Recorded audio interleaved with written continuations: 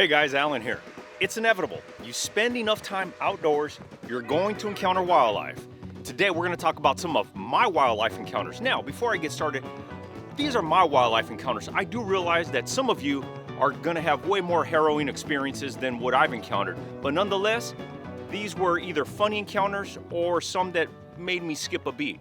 Let's start with number one. The first wildlife encounter wasn't so much as an adult, rather as a kid. When I went camping with my parents, I must have been about, I don't know, 9, 10 years old. And my brother and I were down in the creek and we caught a bunch of crayfish and we put them in this bucket, and my mom decided she was gonna cook them the next day. Well, they're sitting in a bucket right outside the tent. And I don't know, must have been about midnight, 1 o'clock. We started hearing this crunch, crunch, crunch, crunch. Trying to figure out what that was. Crunch, crunch, crunch. My dad peeks his head out the tent. He unzips it, peeks his head out, and there's a big, gnarly raccoon just going to town on all those crayfish that were in the bucket. And no matter what my dad would do to try to scare it, it would just sit there stoic and just continue doing what it was doing.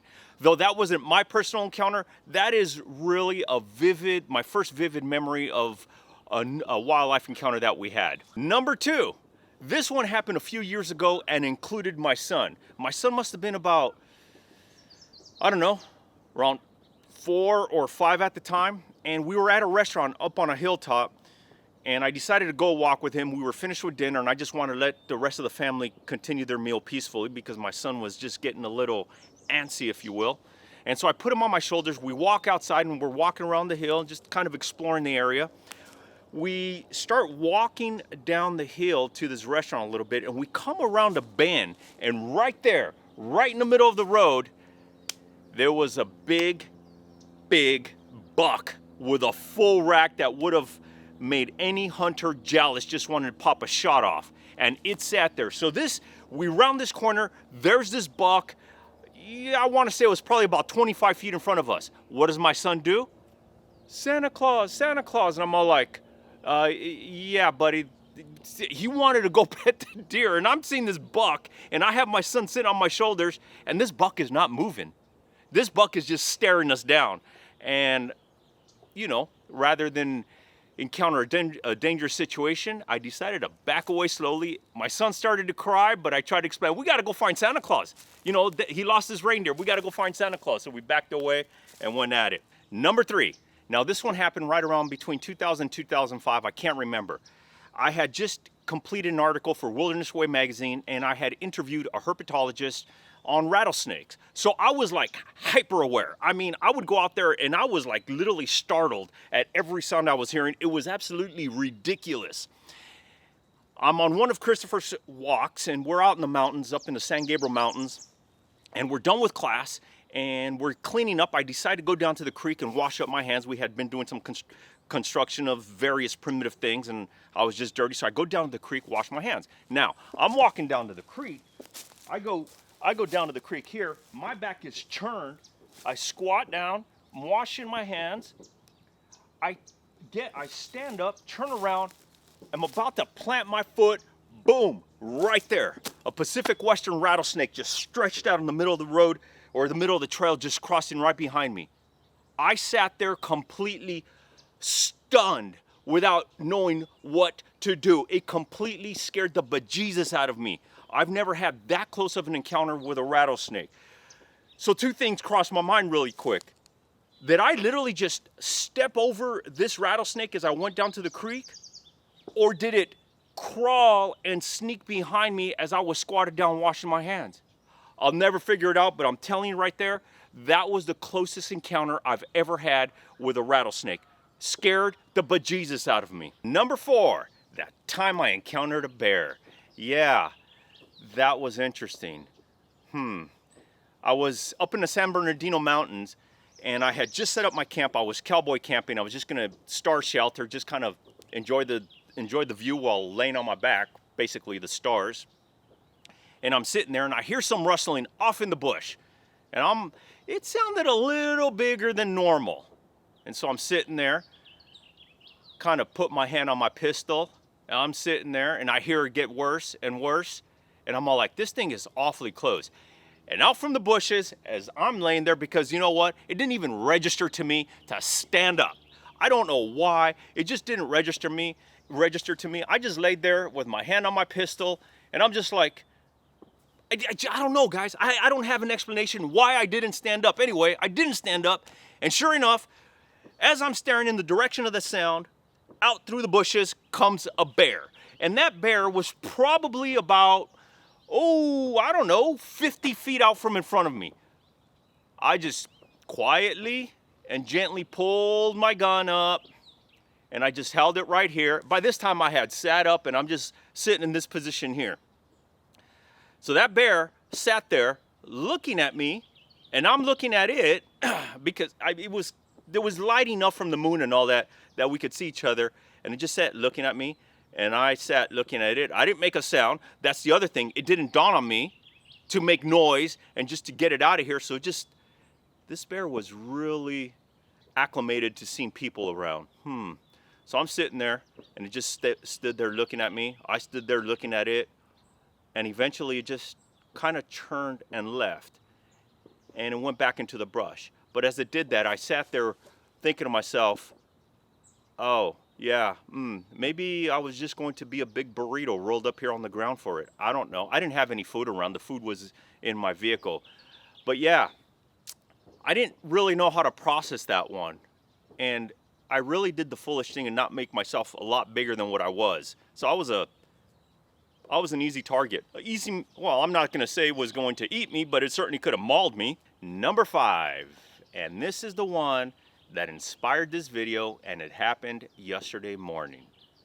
I was out for a morning hike, new location, just kind of scouting the area, trying to check out some new fishing streams and creeks and whatnot.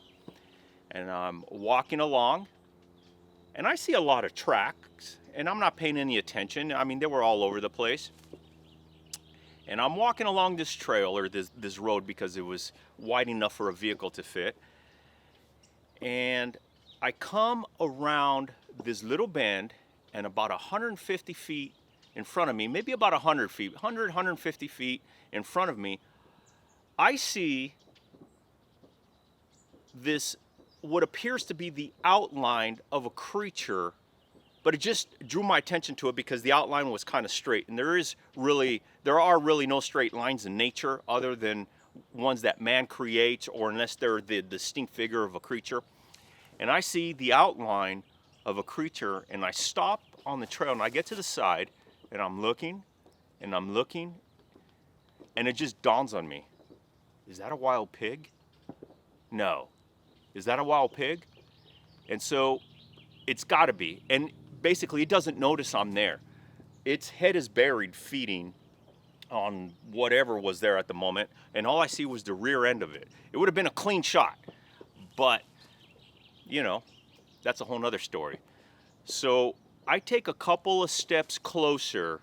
I don't know why. I should have just sat there and waited. But I take a couple of steps closer because now I want to take a picture with my camera, because I'm dumb like that sometimes. You know, this is how people on YouTube die or Instagram die. They go and try to take a picture, and then before you know it, they do something foolish and they fall off the edge of a cliff. Except my cliff was going to be getting gored by a wild pig. Anyway, I start making my way closer, and raises its head up and looks at me and starts looking, dips his head, looks over the top, and I'm all like, okay. So now we have your typical Mexican standoff. I have a pig looking at me, and I'm looking at that pig, and I'm not taking my eyes off. And it's just looking at me. It starts doing this. Starts coming at me a little bit. I mean, it's not charging, but it's inching. And I'm all like, oh, this is not good. I'm by myself. I don't have a knife. I don't have my pistol. This is a new area. What can happen? So I sit there. For some strange reason, well, it's not a strange reason, I happen to have my ultralight monster can in my hand. And I'm sitting there, and now I'm not thinking anything. I raise my can to take a drink as I'm looking at this creature, because it's all I can think about. And apparently, it caught the flash of the sun enough to just throw a flashback in its direction. And you could see its head just kind of do one of these, and then it turned and trotted off into the woods. Now, I'm thinking to myself, oh, that was kind of weird, kind of cool, kind of startling. But I'm not going to let this creature ruin my trek. So I decide I'm going to walk in that direction. I'm going to see what's up. It can't be all that bad. So start walking. I catch up right around to the area where I saw this wild pig just kind of dip down into the brush off to my left. As I'm walking that way would be my left. Your right if you're looking at this. And as I approach that area, I start hearing all this commotion and clattering in the brush off to my side, and it starts snorting loud. It's letting me know it's there, and it's crashing this underbrush and all that, and it's snorting loud. And I'm all like, okay, just keep walking, just keep walking. I just blazed right through that area because I just want to go explore the area. And, well, you know, I didn't want to be considered a chicken in my own head, so I just kept walking in that area. All right, I get to the dead end of this trail. Now I'm hyper aware because I know there are pigs in the area, which I kind of already knew because there were tracks laying around, but it just didn't dawn on me, so I just kept moving. I come back in the same direction, not thinking anything of it. I know the pig is off in the brush somewhere. I come back in the same direction, and right around that same spot, this time I'm much closer to the spot. I'm probably about, I don't know, 20 feet from the same spot where I originally spotted this wild pig. 20 feet out, what comes from that direction just crossing the trail? Boom, another pig. And I'm sitting there and I stop and I just see this thing go across. And as I'm seeing it go across into the brush this way, boom, another one comes out. And I'm just like, yeah, no, this is too much, man. This is too much. At that point, I decided to hightail it. And that's what I did. And guys, that's it. My top 5 animal encounters that I've had in all these years. There's been others, but these were the most memorable ones. All right, guys, I'd really love to hear about your animal encounters, and please share with me stories that are more harrowing than mine because I know a lot of you guys out there have them. I hope you enjoyed this quick video. If you did, please consider subscribing by hitting the link down below. And while you're at it, don't forget to hit that notification bell so you get a new notification every time we have a new video. Thank you for watching. I appreciate your support. And until next time, I'll see you on the trail.